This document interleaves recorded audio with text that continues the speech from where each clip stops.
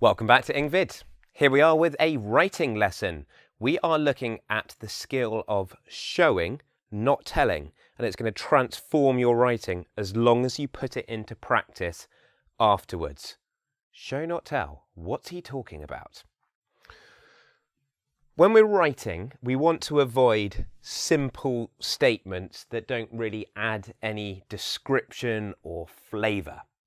For example, the man was stressed. Boring.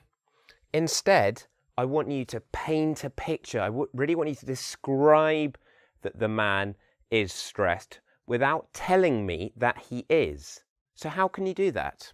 We're kind of trying to avoid this word and describe it instead. So what's he doing? The man was fidgeting. He's fidgeting. He's so stressed he can't sort of stay still and biting his nails. Okay, so pick out a couple of details that show how the person was. Next one. The room was messy. Again, it's a simple sentence in that it's just one sort of main clause, and it's not very interesting. Much better to describe the items in the room that make it messy. For example, there was a leftover pizza, dirty clothes were strewn. I'll write that word for you. That means they were covering the floor and there were dirty plates and cups. Okay? These details give us the idea that it is messy. Example 3. The woman was confident. Okay, but it'd be much more effective if you described how she was confident. So how does she move? How do other people react to her? She strode, that means she walked, but with purpose. Okay, so I've picked an interesting verb. She strode into the room and everyone turned their heads to notice her. Okay, much clearer, more vivid idea of confidence than just saying she was confident. Example 4. The boy was careful. Tell us how he was careful. He placed his favourite magazine in the top drawer of his cabinet. Okay, so we need to say exactly what he is placing. The object there has been missed out. He placed, there's no room for me to write it, you get the idea. He places his favourite book or magazine, and look how specific it is, the top drawer of his cabinet. Next example, the stadium was full. Again, I'm bored with this simple sentence construction. We need to make it more interesting. The sound from the stadium was deafening, okay, and then give us some main action, perhaps. The sound from the stadium was deafening as the crowd rose up to chant the player's name, okay? Give us the sense that the stadium is full from what you can see and what you can hear. Okay, a couple of ones to describe weather. It was hot. Okay, well, a very young child could write a sentence like that. So if you're sort of a teenager or an adult, it's time to raise the bar.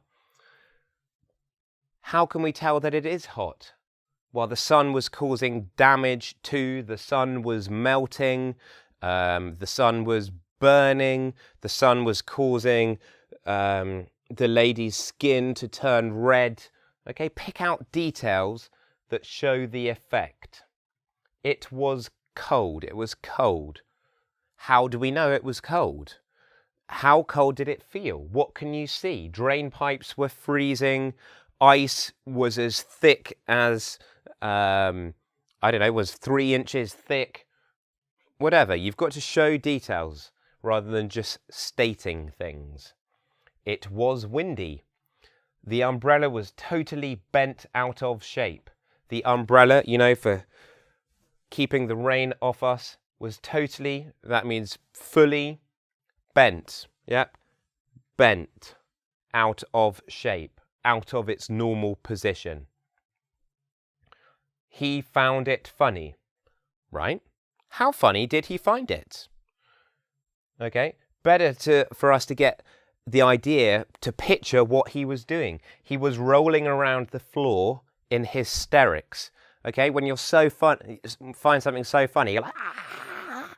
Okay, he can't control his body. He finds it so funny. Hysterics, that means like totally lost control. Hysteria. Okay, hysterics. In hysterics means finding something really, really funny. The castle was captured, right? I want to get a sense of drama. I want to imagine what's happening there at the castle. Is the king having his head cut off? Are the new army marching in? What's happening? The new flag was hoisted up on high, greeted by a cheer from the crowd. Okay? Paint pictures, pick out details. Okay? It's good to have a range of adjectives, but how can you show those adjectives? How can you describe them instead? Thank you for watching today's video. Have a go at the quiz after this, and I'll see you very soon. Remember to subscribe. Bye.